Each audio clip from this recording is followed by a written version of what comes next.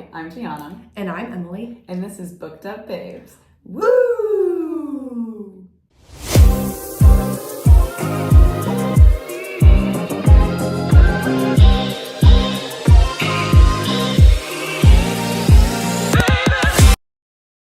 Hi, everybody. Hello. Welcome back to Booked Up Babes. Yes, we are here.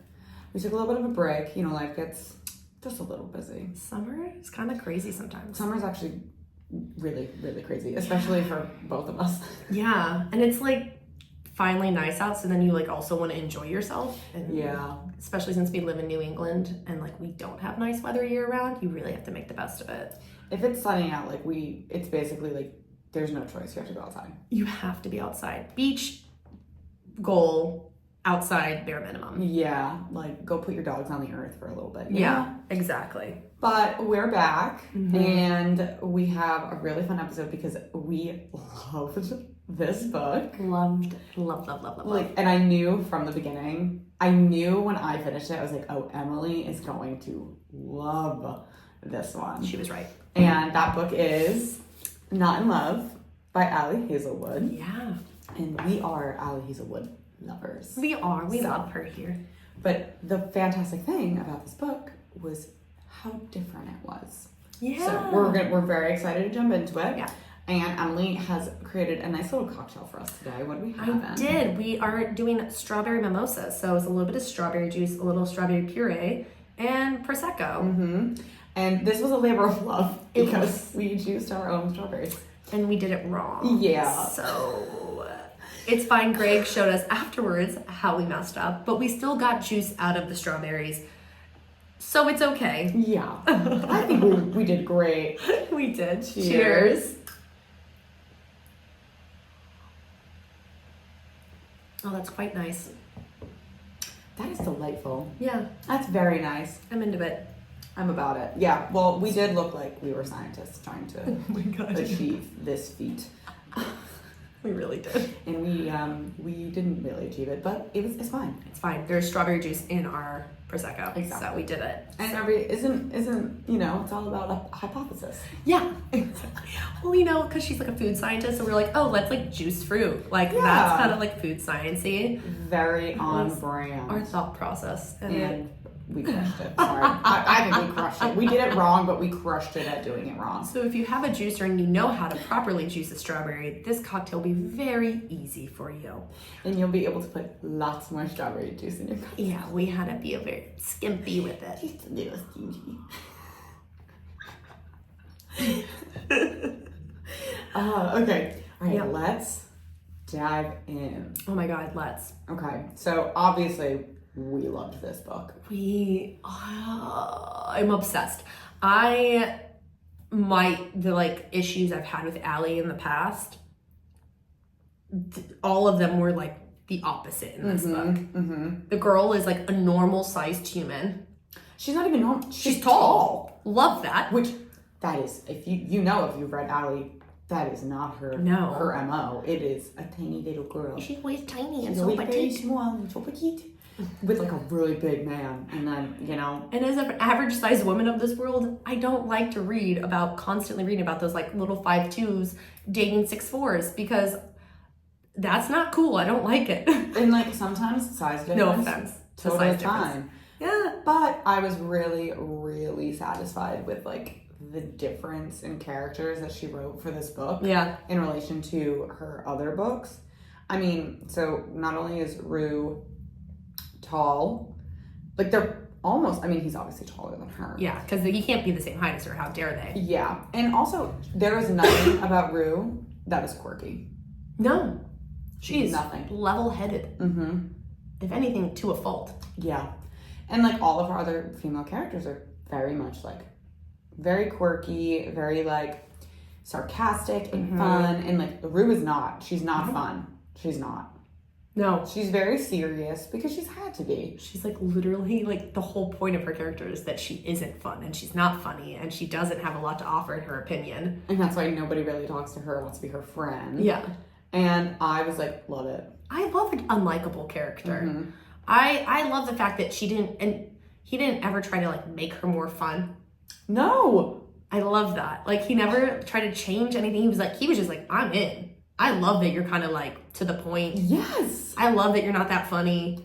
Like, I adore it. Like, and even at the end of the book, not to jump all the way to the end, but she says to him, she's like, I will not be an easy person to be with. And he thinks to himself, he's like, I love that about you. yeah. He's like, So and I think he says to her, he's like, I've faced worse things or something like that, or something. But he was like, I love everything about this girl. Yeah.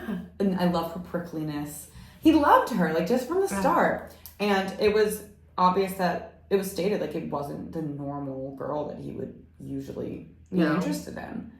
And, like, I love the way they met.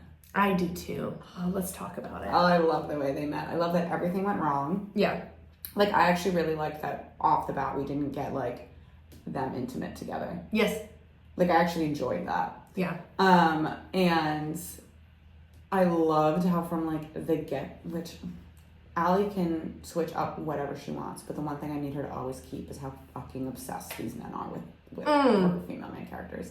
Because from the get-go, he's like, oh, I'm into you. Yeah. I'm about you. Mm-hmm. To the point where she wrote her name and phone number on his hand, and he didn't even notice until she got out of the car because he was so, like, enthralled by her. Yeah.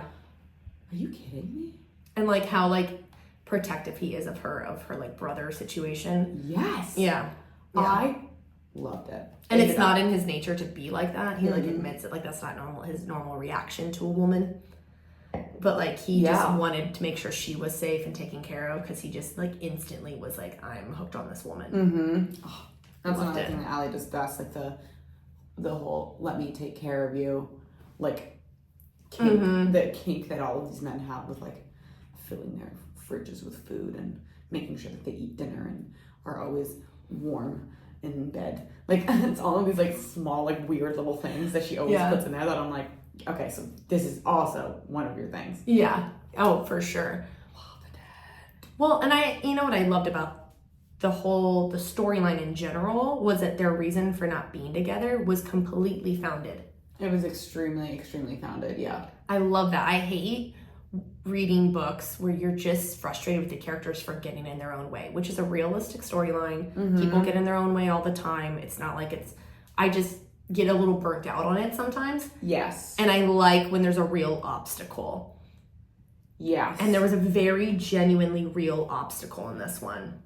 There was. It wasn't simple. It was really like, I completely understood exactly like why she was hesitant. Yeah. I understood why he didn't see it as like, well, in the beginning, why he didn't see it as a problem, but then he realized, he was like, oh no, this is actually quite complicated, quite complex. But that's the thing, like, it was actually complicated and complex. Like, there was so many layers to this that I was like, this actually is a problem. Yeah. I would, if I was in this situation, I don't know what I would have done. Oh my God, no. I would feel so conflicted. Yeah. Especially someone, like, if I didn't have friends. Yeah, and you have a mentor that you, like, worship and you're friends with. Is one of your closest friends. Yeah. Like, I don't know what I would do. Oh my God, yeah. Especially when there's that kind of connection. What do you do? Well, and it's like the mentor relationship she had with her is also like she saved her from like, you know, she brought her into success. She saved her in a way. And like there's a lot of indebtedness energy that like exists in their relationship where like assuming the worst of that woman was never going to be her first inclination. Exactly. And it's because she was like, I owe you a debt. Like, yeah. You really are the reason why I'm even here right now, today, doing the very thing that I want to do with my life, that I've been planning to do with my life since I could understand what I wanted to do with my life. So yeah, complex. It's complex. I love it. And I do, the other thing I love about their relationship is their mutual love for like ice sports. Yes. That was a sweet little like addition to this that I wasn't expecting, and I loved it. And you know, there was a part where he asked like her to come skating with him. Oh yes, Emily loved this part because she can totally like. I understood it when she goes like, to me, skating with him is more intimate than having sex with him, and I was like, I get that. Like, sharing Dance with My Husband is so intimate. Sharing this huge passion, and if you're trying to hold off being, like, emotionally intimate with somebody and realizing you have a secondary passion in common, you know what you're not going to do? Share that with them. Yeah. Like, I was, like, well written. That is, like, and he was like, he doesn't get it. He's like, what? I just want to, like, go ice skating with you. And she's like, no, I can't. I know, and that was when he was like, you won't let me skate with you, but you'll let me fuck you in the backseat of my car. And she's like, yeah, definitely. And he's like, okay. Yeah. Let's do it. Loved Eli. Oh my God. Levi? No, it's Eli. Okay. I think it's Eli. It's Eli. Wait. Hold on, what's his name? Eli. Oh, it's Eli. Because Levi is in Who's Love Levi? on the Brain. There we go, thank you. I got them mixed up at first too. I was like, wait, yes. They're And very at first similar I was like, names. At first I was like, did she name two of her male main characters from two different books the same name? And then I was like, nope, just remove a letter, I guess. Yeah, they feel similar. Yeah, but I loved him. Yeah, I did too. I think he's a good book boyfriend. He's a great book boyfriend. Yeah. Yeah. The way she describes him, sold. I was into it. I was definitely into it. Oh my God. Yeah, loved him. And I think what I loved the most about them, so I loved like when they were, one of my favorite parts, seemingly because it's so small, is when she gets called in after she sees him and like someone calls her in to talk about her projects and he's in the room and she just pretends he's not even there and starts talking and his head like whips up and he's just like, Rue. And she keeps talking to like the other person because she's just like, no. And he like actually like to the point where he's like, leave. He tells the other actor to leave. And I'm just like, okay. I'm like, I'd be sold there. Like, didn't play the whole we've never met before. He's just like, we have met before. What's happening? Yeah. I haven't gotten you out of my brain, and now you're here in front of me. What's going on? Yeah. Oh my God. And God, I loved it. I did love that scene. I also love the scene where he helps her with her like experiment. Yeah. And she's like, who is this guy? He knows how to be in a lab. And she's like really weirded out by it. She's like weirded out, but I bet she's also like, that's probably so an extra layer to you that I really don't want you to have because I enjoy it. So this is a problem. I don't need you to also understand science. Yeah. I need you to be a finance bro who sucks. I need you to be this like stockbroker douche. And instead, you're actually a really good guy who not only plays hockey, but also knows what I'm talking about with my experiment. I would be like, so should we have sex now? Yeah, like do right we here? ruin our lives currently, or do Let's we like just go put it for off? Let's just go for it. Well, so I keep saying my favorite parts, but I think I really loved every single aspect of this book. Yeah. When they're at the like donor party and they go outside and they're talking. Yeah. And he's staring at her so intensely. And she goes, I have it pulled up. She goes, it's unsettling when you do that. And he turned away and he said, I'm sorry. And he goes, I forget to look at other things when you're around. Oh my God.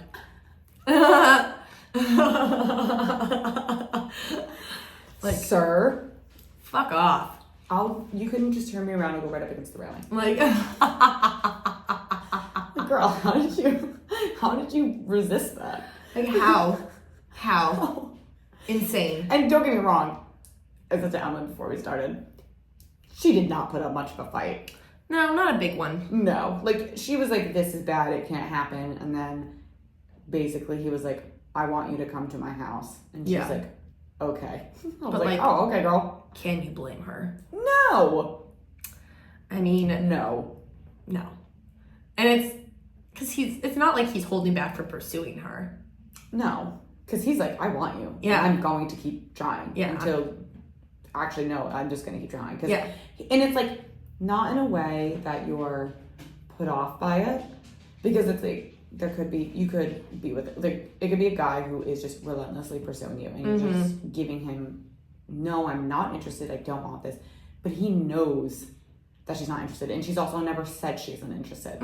She's said things to him and then actions have been otherwise because she's very honest. She's Yeah. Rue was very honest. Obviously, like, not to her friend who she's kind of fucking over, but, you know, not really. Yeah. But she always is upfront with him. Yeah, and tells him the truth about what she's thinking. And that's something he loves about her, because he's like, she is so real. Yeah. There's nothing fake about this girl. And it turns him on. Yeah, I know. He loves it so much. This is Ali's horniest book yet. Oh, yeah, it's very horny. Horniest book yet. It's good. It's good. And I have said this in I think our funny story episode, and I've said it to Emily quite a few times. 2024, for some reason, seems like the year that authors have decided to get just a little bit hornier with their books. Yeah. Funny Story was hornier than all of her other books. Yeah. I read a Carly Fortune book called This Summer Will Be Different. Read it. That book, I was like, this is horny. And I'm like, everybody's just like, do we wonder if, like, the whole, like, book talk world has made smut more acceptable recently, and so authors are feeling more free to take bigger risks with their smut? Maybe. I think so. Because, like, I now realize that, like, how many people that I never talked about this with all read the same books. Like, I was having lunch with somebody and like, oh, I read every Emily Henry book. And I was like, you read Emily Henry? I had no idea. Like, or, you know, I'm talking to somebody else and they're like, oh yeah, I read all those books and I read this book and I read that book. And I'm like, you read those books too? Like, it's becoming more of a thing where you're like, oh, this has become so popular to read smut right now. Like, in this current climate, it's like asking somebody if they read Twilight. Like 15 years ago. Like, now you're like, oh, do you read ACOTAR? And everyone, like, most people will say yes at this rate. Yeah. And I think that largely is because of social media. It's because you have all of these people sharing that they're reading these books. And you're like, oh, so then I read those books. I think authors are taking bigger swings. Yeah, I agree with their smut. And authors who always wrote smut, but like are now like, well, I could write a little more because these people are also reading about people getting kidnapped and fucking their kidnapper. And they like it. Super into it. Which, no shame. None at all. You like what you like. But it's like, those books are just as like popular, and you know, like, dark romance is like very popular now. And you got people out here like reading that shit, like not on a Kindle, like the book, like in public. Book. And I'm like, bravo. Good for you. You reading Hunting Adeline without a cover on it? Get after yourself. Absolutely. I love your confidence. Love it. Not me. I like my smut on my Kindle. Yeah, I keep my smuttiest stuff on my Kindle. But people who do that, I'm like, good for you. Own that shit, baby girl. Well, yeah, that's like, even with like I was getting my hair done this week, and my hairdresser, shout out to you, girl, Kristen. So she goes, what are you reading? And I was like, oh, like a fantasy book. She goes, well, I read fantasy. What are you reading? I was like, wait, you read fantasy? And then we had like a very long conversation about how we read all the exact same books. Funny, my hairdresser, Jenna, who's also one of my besties, Jenna, love you, girl. I'm sitting there, because I always bring my Kindle or bring a book. And then one day she was like, wait. She's like, gee, we like the same TV shows. We like the same music. She's like, we obviously like the same books. And I was like, okay, what do you read? And then she's telling me, and I'm like, yeah, we read the same exact things. Yeah. Because we have the same exact taste, but I like never really talked to her about it until I started bringing books with me to read. And then we're sharing like books that we think each other would like. And I'm like, love this. Yeah. Love this like community. Yeah. Love it. I do think there's some level of it's become like, because there was Twilight in the early 2006 was when Twilight came out or something around there. Like Twilight came out then, and then like you have 50 Shades in 2012. Yep. Give or take. Yeah. And that was huge. But it was kind of shameful. It was kind of made fun of. You read 50 Shades of Grey and like people made fun of it in a way. Which, by the way, this actually ties in perfectly. I think I told you this story. Yeah. I was, I'm not going to name names, but me and Julian were leaving Barnes & Noble, and I had some books, and we ran into some people that we knew. Mm-hmm. One of them was someone we knew, and the others were friends of this person. And one of the guys was like, so what did you get? 50 Shades of Grey? And I looked him dead in the eyes, and I was like, and what if I did? Yeah. And he didn't know what to say, and I was just like, and? Yeah. I'm like, 50 Shades of Grey is a great book. It's very empowering. Love it. Yeah. And he didn't know what to say. And I'm like, are you trying to make me feel shame because I read romance? Exactly. Which, by the way, I did not get any romance that day. But if I did, I would have been like... And I did actually... I got fantasy romance. Okay. So I actually did. I picked up all my books. I go, I got this book. This is a fantasy romance book. I got this book. This is another fantasy romance book. And the person that we knew ended up like viscerally apologizing to us for his friend. Because I was just like, you are not going to make me feel bad about reading romance. No. It's not happening. No, and that's I think the shift that's happened and why I think maybe romance authors are getting a little more adventurous. Mm-hmm. Because I think it's not shameful anymore to admit that you're reading a smutty novel.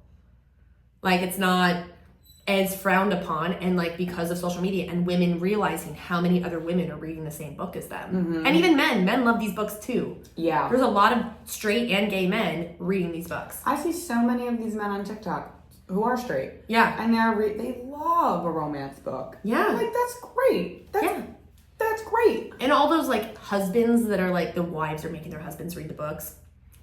Like, they turn out loving it. I know. Like, romance is universal. There's a reason why even in like Lord of the Rings, there's a bit of a romance moment because you need human condition to keep a story alive. Mm-hmm. If there's not something you're fighting for or going for, like there's a reason why there's romance in Game of Thrones too, and like these other things that are very masculine and manly in a sense in our culture. There's still romance in there. Exactly. There's always a romance in a battle movie. Like, there always is. And so, like, what we're reading is no different. Like, when we're reading a romantasy, it's just the romance is a little more at the forefront of it. Yes. Like... And there's no shame in it. No. So, I think it's very interesting on our... finishing our tangent here. I do think it's very interesting that, like, Ali Hazelwood and Emily Henry and these other authors are now just, like, taking a little more risk, I think. Because don't get me wrong, Ali's always been horny. Like, always. Yeah. Starting with the love hypothesis, there was literally just enough. It was like a chapter, but it was long. Yeah. And then she like started to put a little bit more, but like this one, I think tension wise and also smut wise, horniest book yet. Yeah. Easy. And I do appreciate the journey of their like sexual relationship. Mm-hmm. Like, she's very like not into penetrative sex. And like has made it very clear it's not her thing. I thought that was very interesting. Although, Allie girl, we gotta stop doing this. You're the only one I enjoy this with. Bullshit. But it's my one frustration. You can enjoy sex with somebody before you meet your person. But I will say, it makes sense in this book because it does. He even says to her, he was like, when you have sex with someone more than once, you let them get to know your preferences. It's true. Which then makes sex better. Yes. But she's only ever having sex with one person at a time. And then after that one time, she's like, no repeats. Yeah. And he's like, well, of course, you're not going to have good sex with someone if they don't learn what you like. Yeah. First time can be awkward. Exactly. Yeah. Like, you're not going to, like, it's not going to be that way every single time. No. And so for this, I was like, this actually works so well. Because she even said the second time they hooked up, because she was like, the first time he, didn't get it exactly right, but he learned. Yeah. And then he got it right the second time. And I think she was very surprised by that. Mm-hmm. But it was just like, you gave him a chance to try again. Yeah. Because he learned what you liked, and now he gets to do it again, and now you're enjoying it more. And he even says in the book that he's like, she gets surprised at the pleasure that she finds with me. Like, it surprises her. And it's because she's only ever hooked up with people and then been done. She's never given herself an opportunity to know someone more than just one night. Yeah. So this is like, everything about the situation for her is completely new. Yeah. Which you're right that like, it is, her situation specifically is individual for sure. Mm-hmm. But it is one of those things where I was like, oh, are we doing that in a more creative way? It is definitely her MO. It is definitely something you can expect. We're doing this in a more...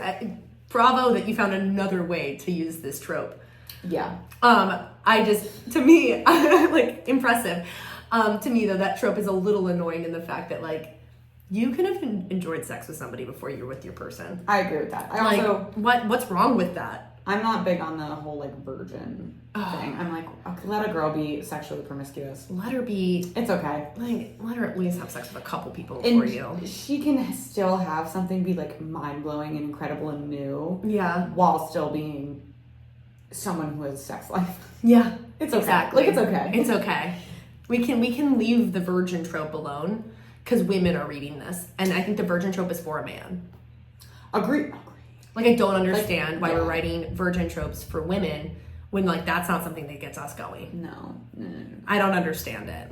No. So, yeah, but I did like that they're, as you said, like, they learned about each other, and that was part of the storyline of their sex life, is like that they like got to know each other and their sex got better. And I was like, that's really great, because a lot of times in these romance novels, it's like bang, fireworks, best sex ever had, first try, 4 orgasms, most impossible sex life ever. Like, and this was very normal in a very sexy way. And it progressed so well. It did. So well. I was very impressed with. I really like that. This is such a good book. It's so good. It's so good. Ali really did it like well, like very, very well. And like something I really loved about Eli is that he made her feel safe at all times while also being like very in control.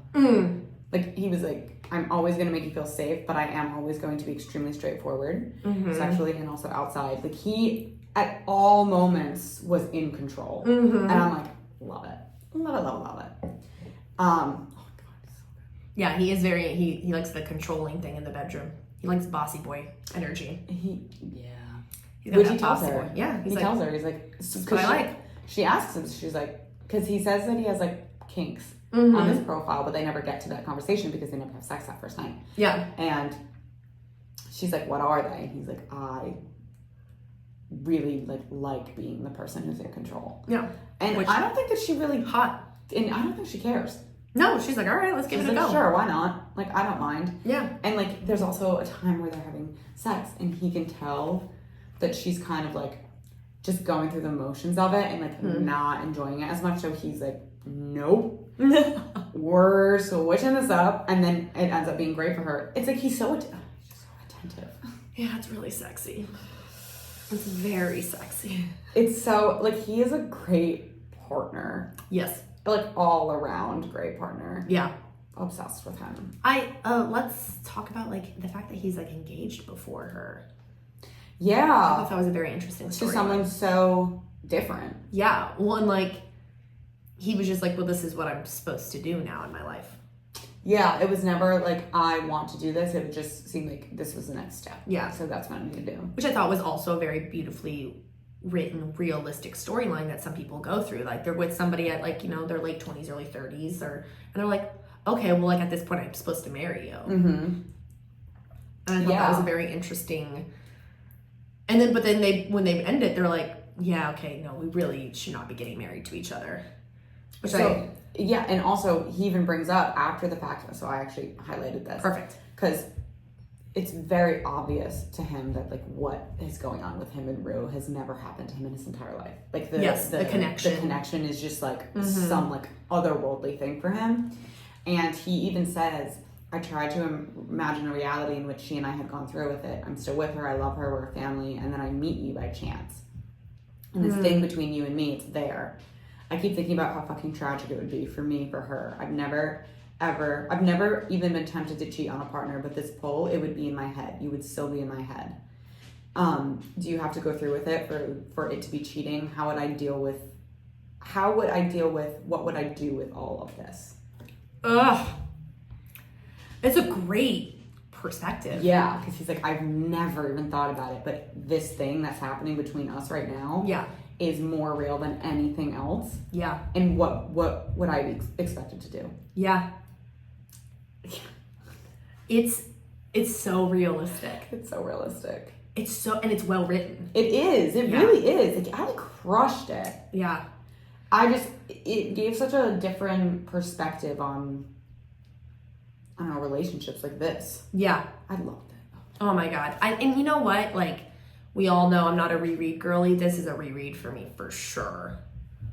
Like, I need to buy another copy though, because I got the signed copy, and the fear I had of damaging this book was so next level that I put it in a brown paper bag. So that the edges wouldn't get damaged when it was in my bag, because I was so scared for it. She was so scared. Because I didn't know I bought a signed copy. It was so cute. I like went to the store and bought it at the local bookstore here, Charter Books, and I was like, okay, and I get it back, and I like look at it, I'm like, oh shit, I just bought a signed copy. Like, so cool, but like, fuck. And Yeah. so needless to say, I need to get like a Kindle version of it because I will reread this book one day and it will not be my signed copy. It will not be my nice signed copy. No. My nice signed copy will be displayed somewhere because this is hands down one of my favorite. It's behind us on the video if you're watching. It's definitely gonna be a displayed book because honestly one of my favorite romances. Hands down. I've read in a long time. Like I loved Funny Story. I think I liked this more. I think I did too, actually. Yeah, and I don't, not to compare, but like I think I actually, this was this like sat with me in a different way.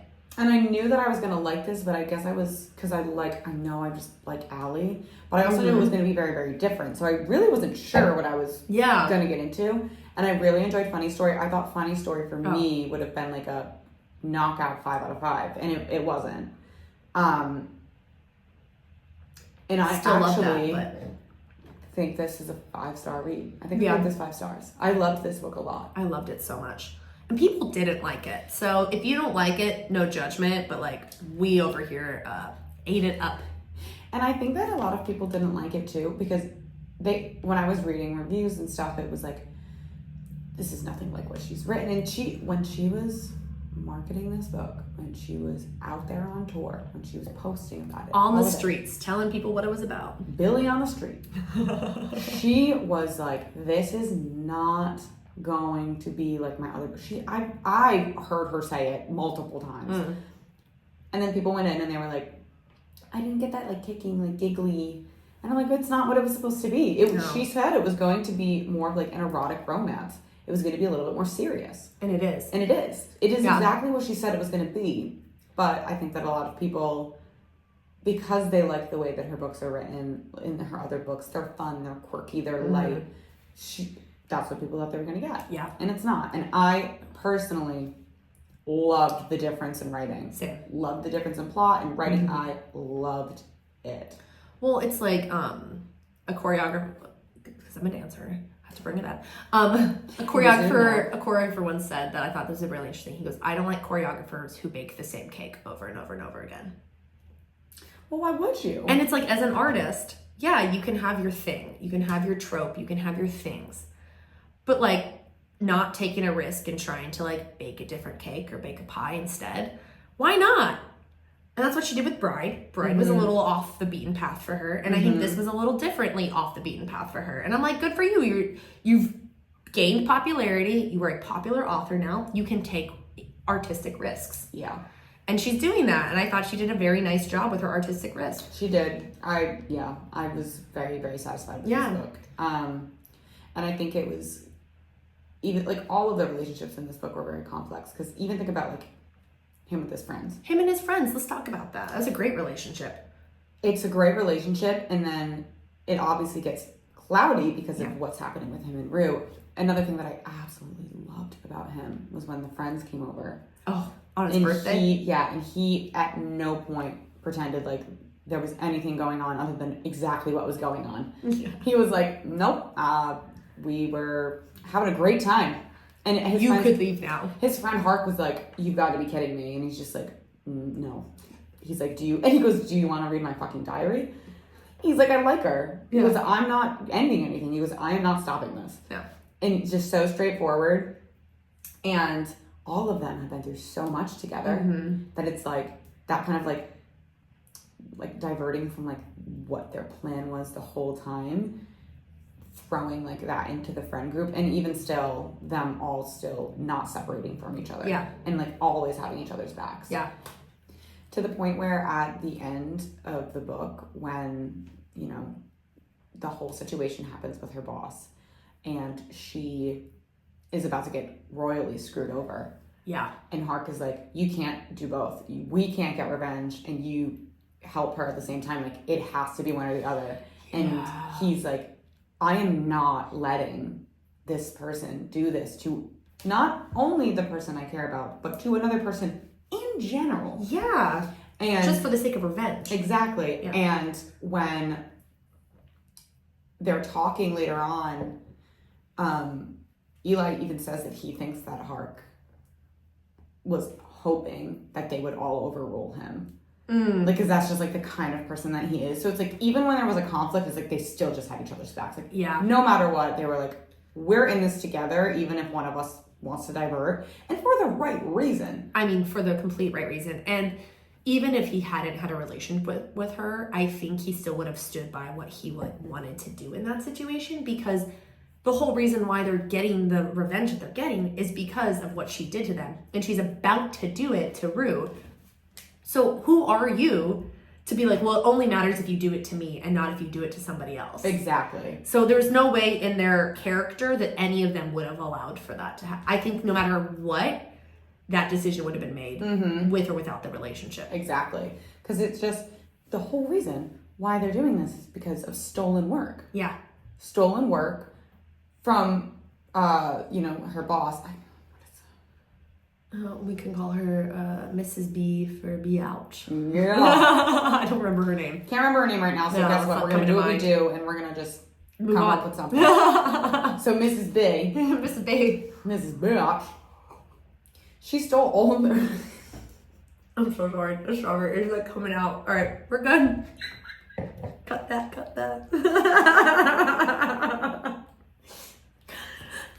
That was aggressive. Okay. This is B. Mrs. B. Mrs. B steals all of their work. Yeah. Pretends it's her own. Literally starts the company that she has with their stolen work. And then to save her own ass is going to do it to Rue. Yep. And Rue is so taken aback because this person that she's trusted, who has always had her best interest at heart, and thinks that because she signed a contract, she's fine. But there's always a way around it. And she's like, you would do this to me. Yeah. And she basically is like, it's not personal. Yeah. And she's like, it is pretty personal to me. But when people do that, when they're like, well, it's not personal, it's business, it doesn't matter. I don't, to me, that statement, it doesn't matter. And also, this is Who her cares? life's work. It is personal. Who cares if it's personal or not? You're still doing it.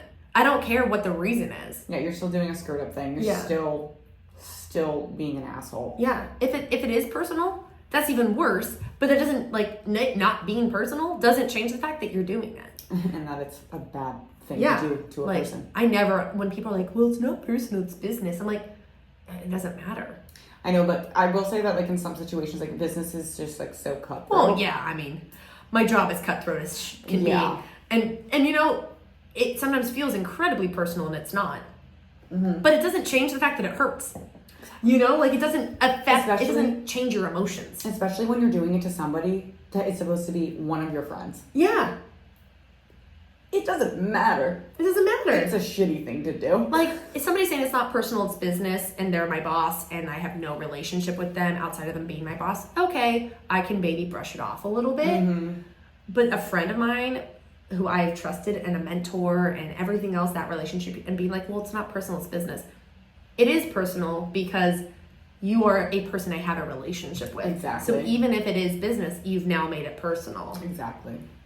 Like, I don't know. I hate that line so much when people use it. And it's because it's like a way to, like, negate their guilt. Yeah. And make them feel better. Well, it's not personal, it's business. And it's like, yeah, in a lot of ways, like, a lot of things happen. Like, when I audition for something and I don't get it, it's not personal, it's business a lot of the time. But it doesn't make me not getting something or getting a job or whatever it is I'm auditioning for any less painful or, like, hurtful or, like, shitty. Well, also, but that situation, too, that's a just situation. It's just the way that it is. It's just the way what that it is. What is happening in this book, you are purposely fucking over. Yeah. And being unethical. Like, she's very purposely being, like, unethical. She's just being selfish and then claiming it's business. Yes, and it's, no, you're actually being a terrible person. Yeah. It's really just that simple. Yeah. And I hate that. Yeah, no. So we don't like Mrs. B. No, we don't like her. And all is actually right in the world because, well, because Eli is the greatest person in the world and comes up with a situation where they don't get everything that they want, but at least Rue doesn't get screwed over. Yeah, exactly. But they still get some level of revenge. Exactly. And because at one point he's asking himself, he's like, is this worth everything we're doing anymore? Is revenge ever really worth it in the end? Yeah. But he was able to still get them what they wanted while saving another person. This Yeah. person specifically, a person that he loves. And I actually remember when they were telling him what was happening. And he was like, I have to be the one to tell her. And Yeah. they're like, well, if you tell her, like, this is going to break her heart. And he specifically says, if her heart has to be broken, I'd rather it be me. That way I can help her pick up the pieces.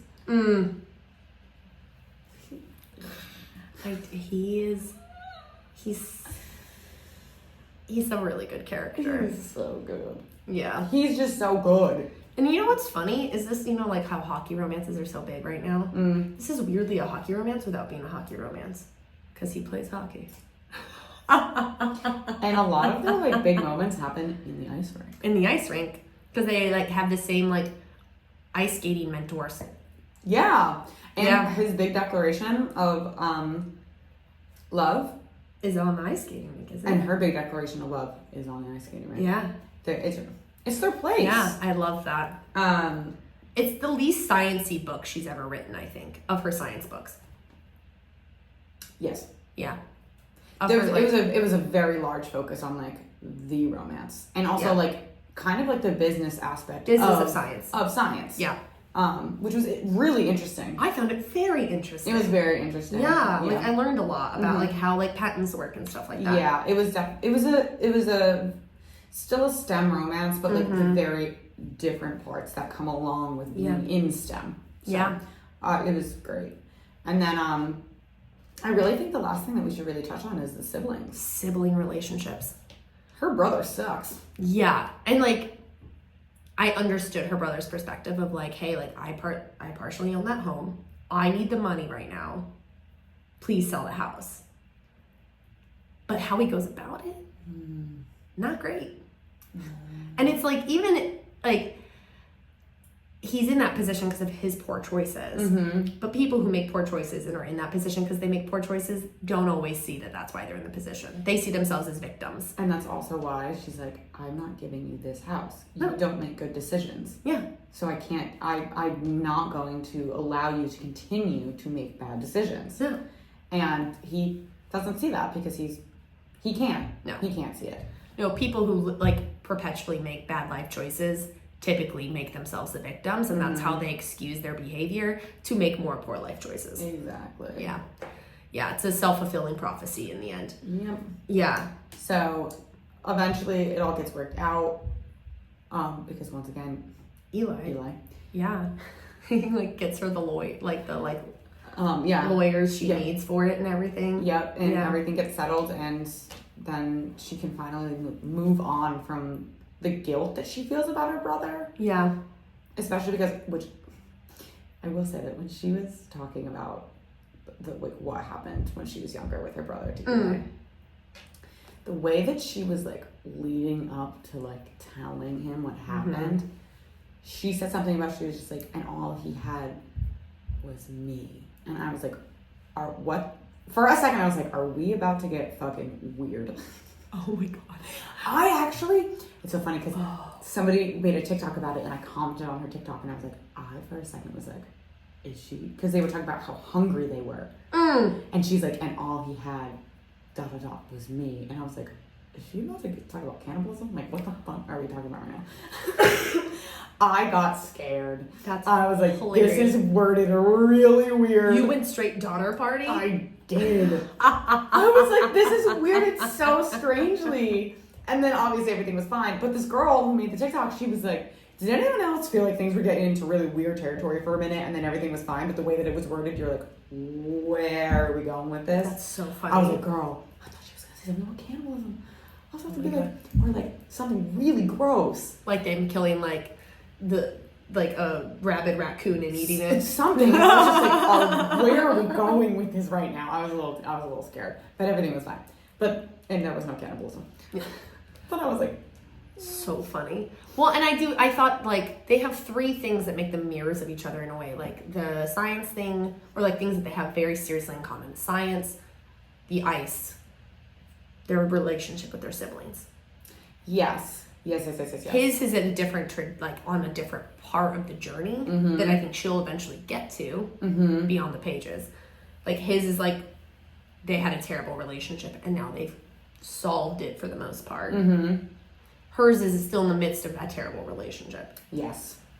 But they understand each other in a way that, like, if you're not going through it, you wouldn't understand why she's still going back to him and taking care of him and, like, not calling the cops on him. And it's because it's that, like, it's like a mirror, but it's also the flip because he didn't like his sister. Yeah. And she wanted nothing to do with him. Yeah. But he took her in and he takes care of her and he's her guardian. And it's like this like flip thing where he's like, I didn't want to do this. Yep. But I did. And where she's like, I feel like I have to do this. Yep. It's so, and they connect on that. Yeah. Like really well. It's beautiful. It's so beautiful. Yeah. So I love their sibling relationships. Also, Maya, his sister, I gotta say, I will not be surprised if somehow a book comes out. A Maya book? A Maya book, because there was like, usually Ali is very good at if she places any certain, oh, could this happen in a book? It's usually put together by the end, like for side characters. It's usually like put together by the end of the book. And Maya has a very obvious crush on Hark. And there's a moment when they're in the kitchen and she's like, hi, and then she leaves and he watches her leave and then downs his whole glass of wine. No, because he's clearly in love with her. Yeah, but it's like his best friend's little sister and like big age gap. I would read that book. Nothing gets tied up. Nothing gets resolved. Because they talk about, it's because there's so many things with Hark in this book. He was with, I don't know her name, I think it's like with the friend in the group. Yes. Yeah. They were together. Now they're apart. Now she's married to somebody else. And he like still has a thing for her because Eli's like, I know that it bothers him, but he'll never say. Yep. But then, Maya gets brought in and she leaves the kitchen. He just stares after her, downs his wine, and they're like, you can like sip on it, right? Yep. And he's just like, shut up. And I'm like, okay, so there's like these things that she put in this book that I'm like, are we gonna get a Maya Hark book? I'm here for it. Even if it's a novella, I'm here for it. Please, please, please. I would love it. Because you could feel that they have like severe tension with each other. Oh my gosh, yeah. Because she's been in love with him since she was like young. Yeah. And he probably didn't start seeing her as an adult until very recently because now she's an adult. Yep. And I'm like, nothing got tied up. Nothing got tied up. And Ali does that when she puts little things, like all of the side characters in her books, if some sort of romance gets tossed in there, it's always tied up by the end.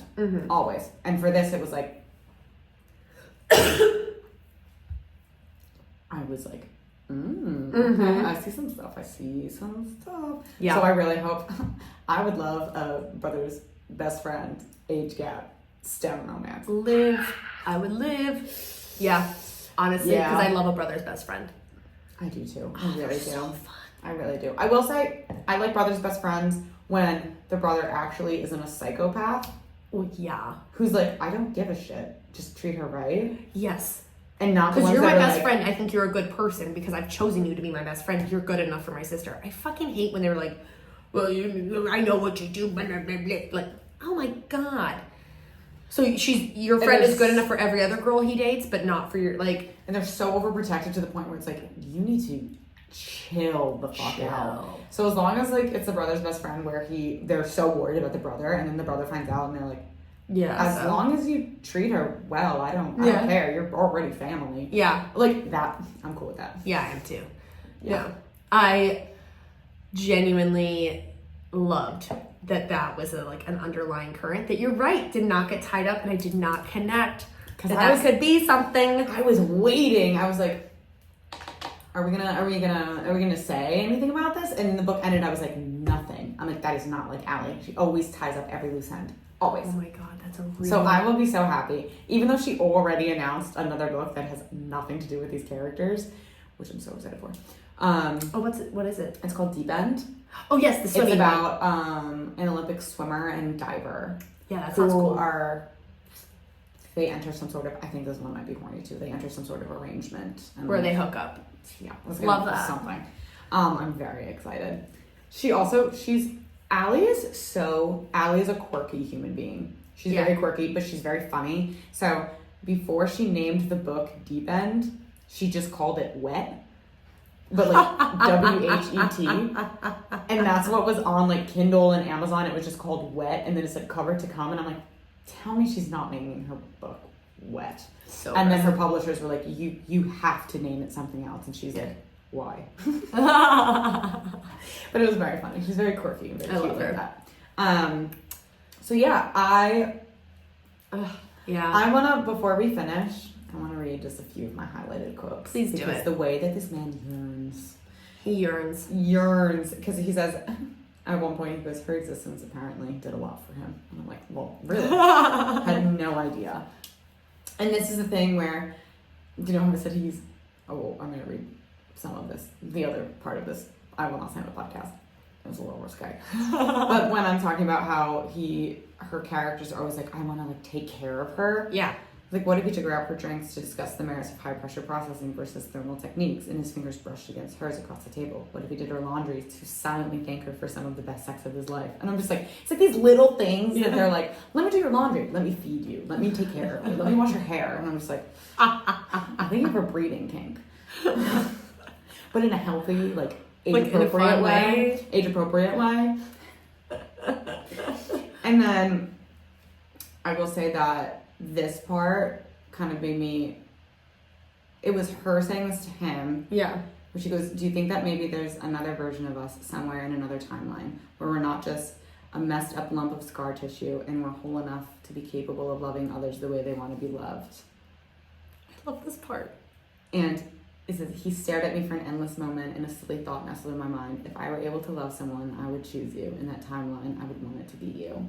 And then he responds by saying, that's not it. He swallowed, held my eyes with determination. I just don't think we need another timeline to be able to do that. I love that. I remember that part and being like, oh my damn.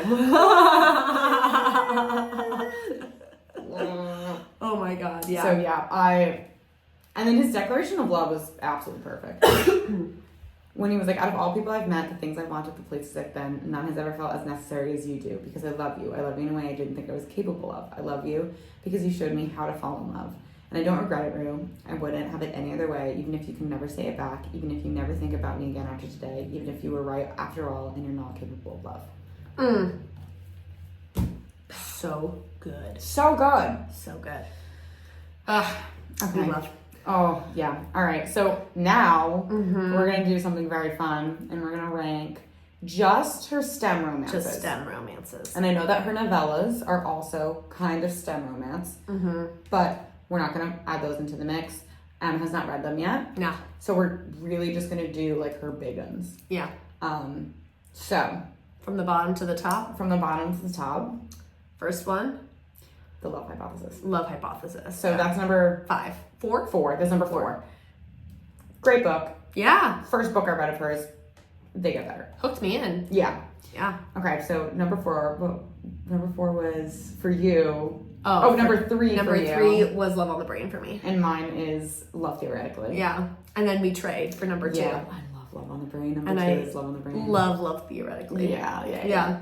And then for both of us, this was a number 1. This is the number 1. It's my favorite book of hers from this collection. Crushed it with this book. Yeah. And if you include Bride, I think it beats Bride for me.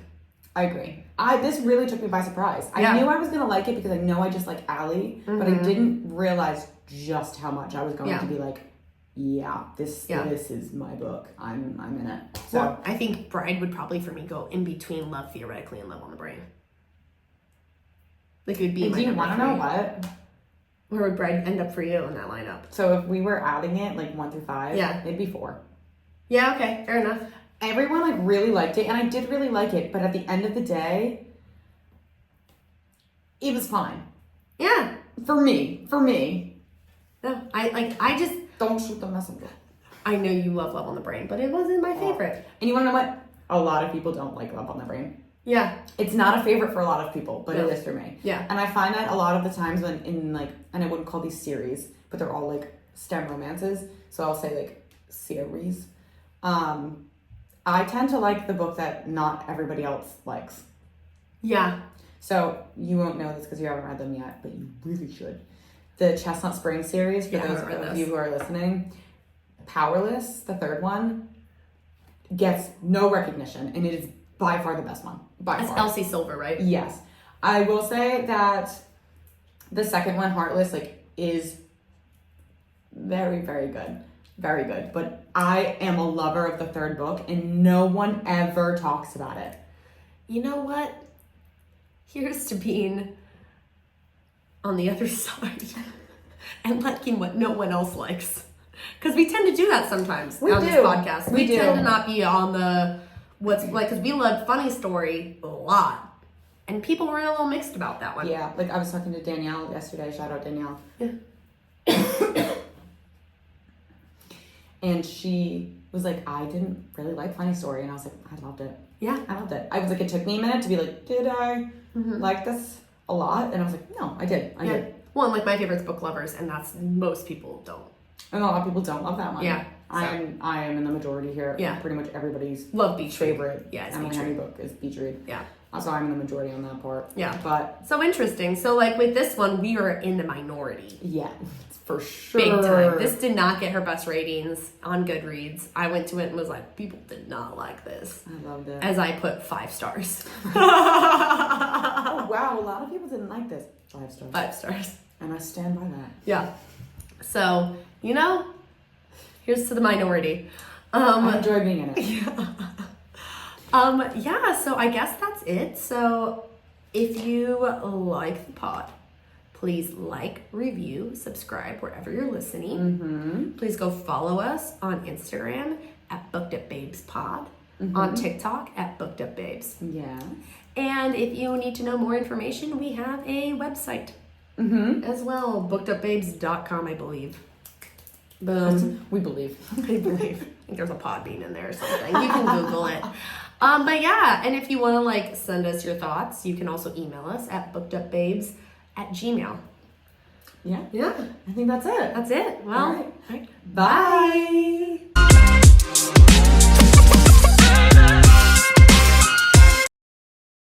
To the point where I hit myself in the head. To the point where Perfect timing. that was perfect. I was like, now's my chance.